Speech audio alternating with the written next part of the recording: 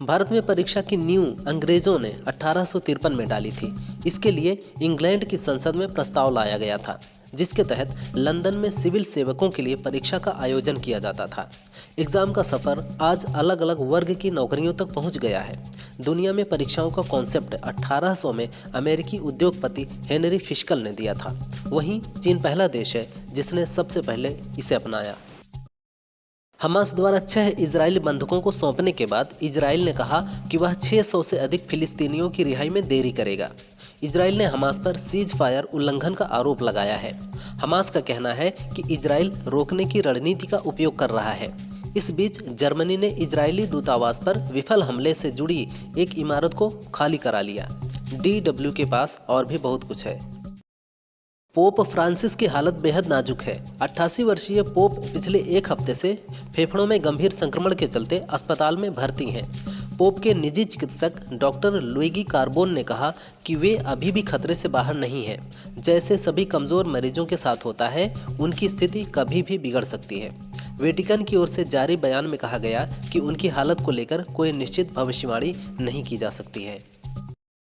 UP में जिला मुख्यालय स्तर पर राजकीय इंटर कॉलेजों की खाली पड़ी जमीन पर इंडोर मिनी स्टेडियम बनाए जाएंगे।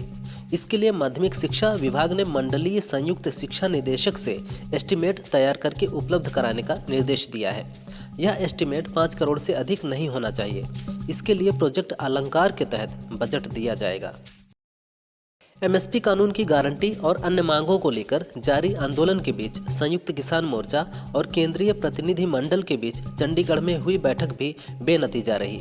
अब अगली मीटिंग 19 मार्च को होगी। केंद्रीय कृषि मंत्री शिवराज सिंह चौहान ने कहा कि किसानों से कुछ आंकड़े मांगे गए हैं, जिसे सरकार के आंकड़ों से मिलाया जाएगा। वहीं किसान नेता जगजीत सिंह डल्लेवाल ने कहा कि MSP की गारंटी मिलने तक अनशन जारी रहेगा। 24 फरवरी से शुरू हो रही यूपी बोर्ड परीक्षा से पहले शिक्षा विभाग में बड़ी लापरवाही उजागर हुई है। शासन के निर्देश के बावजूद गलती की गई। गोरखपुर में प्रतिबंधित शिक्षकों की ड्यूटी लगाई गई। जानकारी सामने आने के बाद विभाग ने आनन फानन में शिक्षकों को परीक्षा ड्यूटी से हटाया। जिला निरीक्षक कार्यालय ने अब दोबारा जांच शुरू कर दी है। सड़क या हाईवे के किनारे भारी वाहन, ट्रक या ट्रैक्टर ट्रॉली खड़ा करने वालों पर सख्त कार्रवाई होगी। CM योगी के निर्देश के बाद पुलिस एक्शन में नजर आ रही है। अगर भारी गाड़ियां सड़क के किनारे खड़ी मिली तो सीज कर दी जाएंगी। यह आदेश महाकुंभ मेले तक जारी रहेगा। दरअसल हाल ही में कई हादसे सड़क किनारे खड़े वाहनों की वजह से हुए हैं, जिससे कई मौतें हुई हैं। इसी को देखते हुए सरकार ने यह आदेश जारी किया है। अमेरिकी अखबार वाशिंगटन पोस्ट ने डोनाल्ड ट्रंप के उस दावे को खारिज कर दिया है जिसमें उन्होंने कहा था कि भारत को वोटर टर्नआउट के लिए अमेरिकी एजेंसी USAID से $21 मिलियन की फंडिंग दी गई थी। अखबार ने अपनी रिपोर्ट में कहा कि ऐसा कोई भी कार्यक्रम रिकॉर्ड में नहीं है।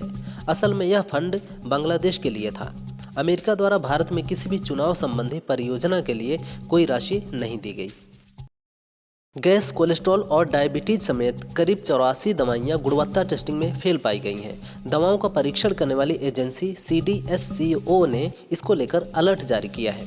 CDSCO हर महीने बाजार में बिक रही गैर मानक गुणवत्ता वाली दवाओं के बारे में अलर्ट जारी करता है।